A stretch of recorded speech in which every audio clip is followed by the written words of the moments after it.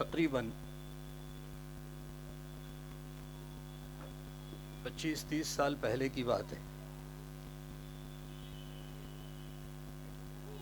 میں نے چاہا تھا کہ جدید تعلیم یافتہ جو لوگ ہیں ان کے اور ہمارے بیچ میں جو فاصلہ ہے اس فاصلے کو کم کیا جائے، لیکن اس سلسلے میں کوئی اقدام نہیں ہو سکا. یوں سمجھیے کہ ایک خواب تھا، خواب دیکھا تھا، اس کی یہ تعبیر ہے.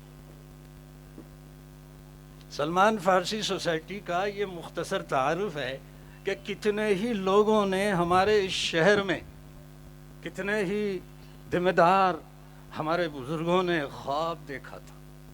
اس خواب کی یہ تعبیر ہے.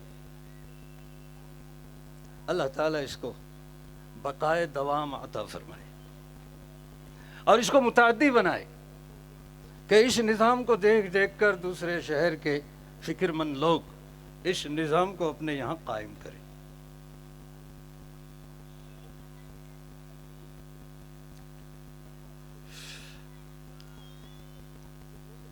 سب سے پہلی ذمہ داری اور سب سے پہلی خصوصیت انسان کی عقیدہ توحید ہے.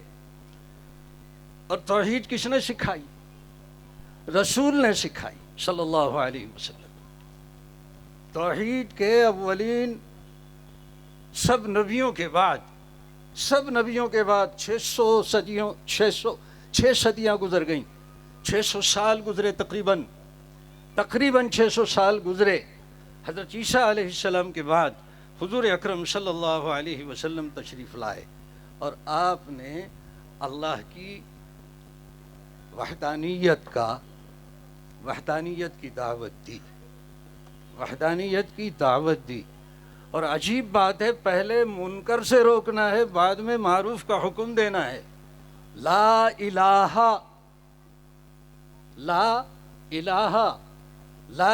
یعنی لا الہ غیر اللہ، لا الہ غیر اللہ، اللہ کے سوا کوئی معبود نہیں ہے. لا الہ سب کی نفی اور اللہ کا اثبات، الا اللہ مگر اللہ.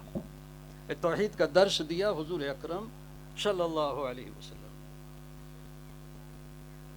اس لیے عقیدہ توحید کا لازمی نتیجہ ہے کہ رسول صلی اللہ علیہ وسلم کی رسالت کو مانا جائے.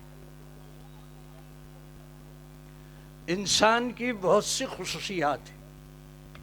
یہ جو کائنات ہے، یہ گلستان کائنات، اس کا گل سرسبد انسان ہے. خلق لکم ما فی الارض جمیعا، تمہارے لیے وہ سب کچھ پیدا کیا گیا ہے جو زمین میں ہے، زمین کے اوپر ہے اور زمین کے نیچے جو خزانے پوشیدہ ہیں وہ سب تمہارے لیے ہیں.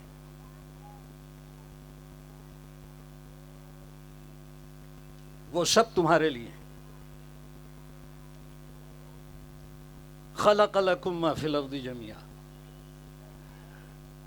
انسان کی ایک خصوصیت یہ ہے اور اقدار انسانی میں سے ایک عظیم قدر یہ ہے کہ آدمی کے اندر صداقت کی صفت ہو، سچ بولنے والا ہو، جھوٹ بولنے والا نہیں ہو. عقل انسانی بھی یہ کہتی ہے کہ جھوٹ نقصان دہ ہے. اور اسلام نے کیا کہا؟ حضور اکرم صلی اللہ علیہ وسلم نے فرمایا الصدق ینجی والکذب یہلک، سچ نجات دیتا ہے اور جھوٹ ہلاک کر دیتا ہے. تجارت پیشہ بہت سے لوگوں کو اس بات کا تجربہ ہے کہ جو لوگ جھوٹ کی بنیاد پر تجارت کرتے ہیں ان کا انجام اچھا نہیں ہوتا، اور جو تجارت میں سچے ہوتے ہیں ان کی تجارت کو بالآخر فروغ ملتا ہے. اور اسلام کیا کہتا ہے؟ حضور اکرم صلی اللہ علیہ وسلم نے فرمایا التاجر الصدوق الامین مع النبیین والصدیقین والشہداء والصالحین، او کما قال علیہ الصلاۃ والسلام، کہ سچا امانت دار تاجر نبیوں کے ساتھ، صدیقین کے ساتھ، صالحین کے ساتھ ہو. اس میں کوئی شک نہیں کہ اسلامی تہذیب پہلے تو یہ سمجھنا ہوگا کہ اسلام ایک تہذیب کا نام ہے، مذہب بھی ہے، تہذیب بھی ہے۔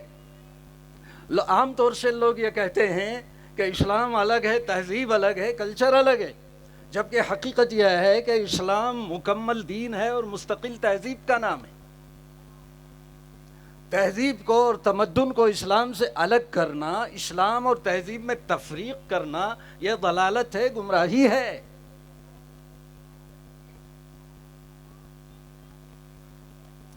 اس میں کوئی شک نہیں کہ اسلامی تہذیب ہی انسانی اقدار کی حفاظت کی ضمانت دے سکتی ہے۔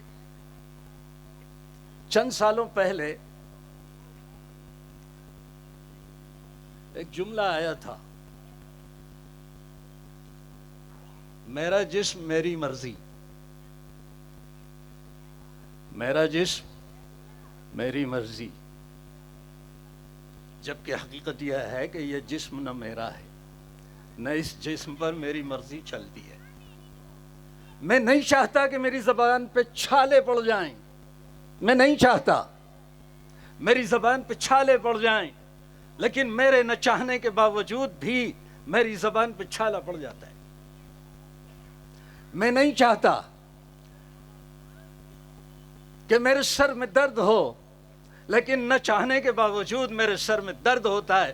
اس کا مطلب یہ ہے کہ لہو ما فی السماوات و ما فی الارض، اسی کا سب کچھ ہے جو زمین میں ہے اور جو آسمان میں۔ میری مرضی، میرا جسم میری مرضی نہیں، نہیں، میری مرضی نہیں، رب کی مرضی، جو اس کی مرضی وہ میری مرضی۔ میرا کچھ بھی نہیں ہے، یہ آنکھیں میری نہیں ہیں، یہ کان اس کے عطا کردہ ہیں، یہ زبان اس نے عطا فرمائی ہے، سب کچھ اس کا ہے۔ میرا جسم میری مرضی، یہ ان آزاد خیال لوگوں کی طرف سے یہ جملہ آیا تھا جو مادر پدر آزاد رہنا چاہتے۔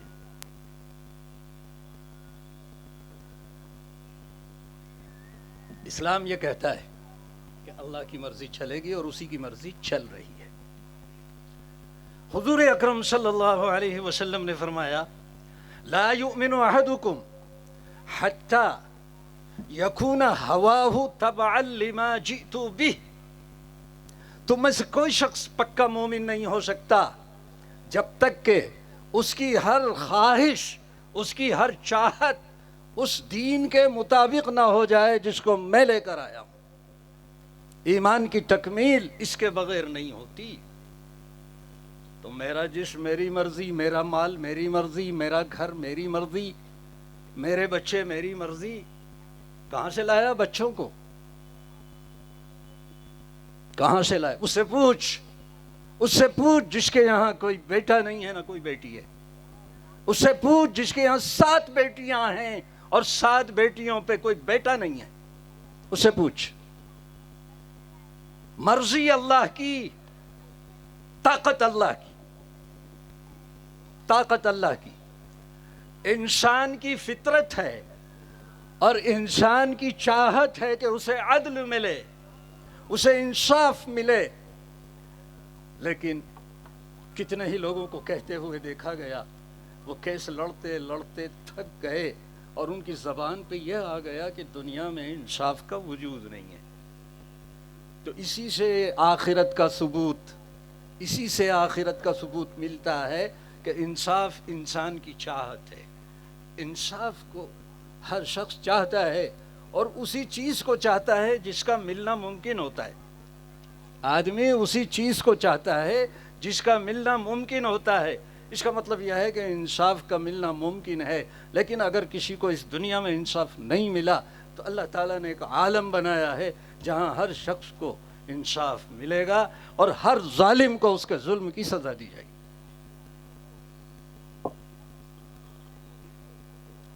بس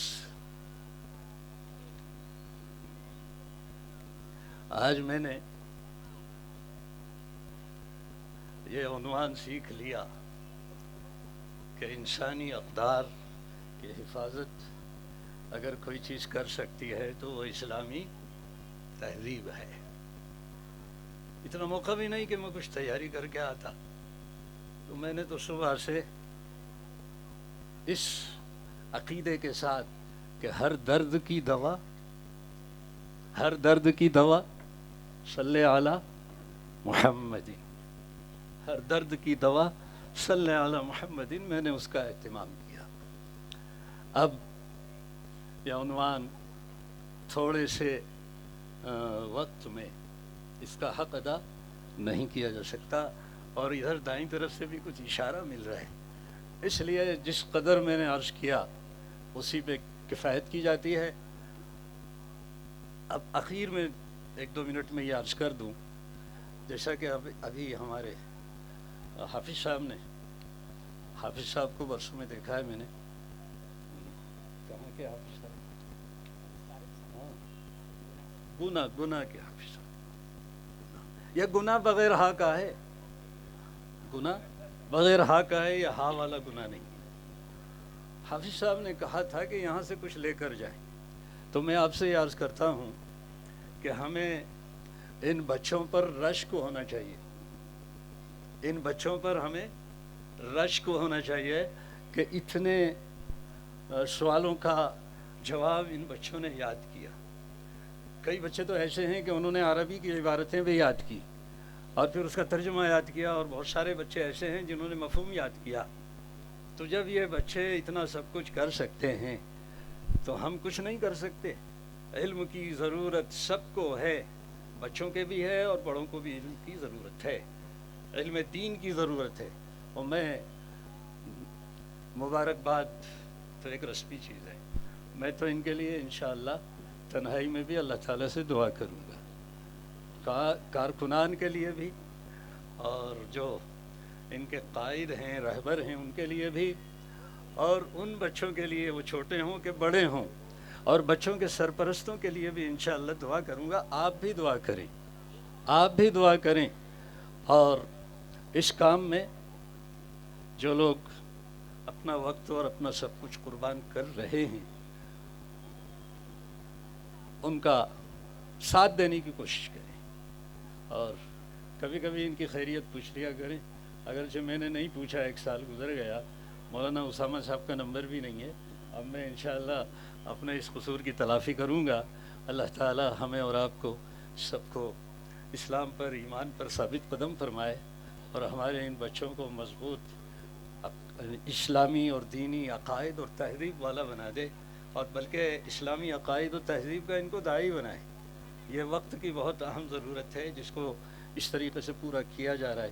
اللہ تعالیٰ اس کو مثال بنائے، اور اس نظام کو دیکھ کر دوسرے لوگ بھی اس قسم کی محنت کرنے کی کوشش اور جد و جہد کریں. وآخر دعوانا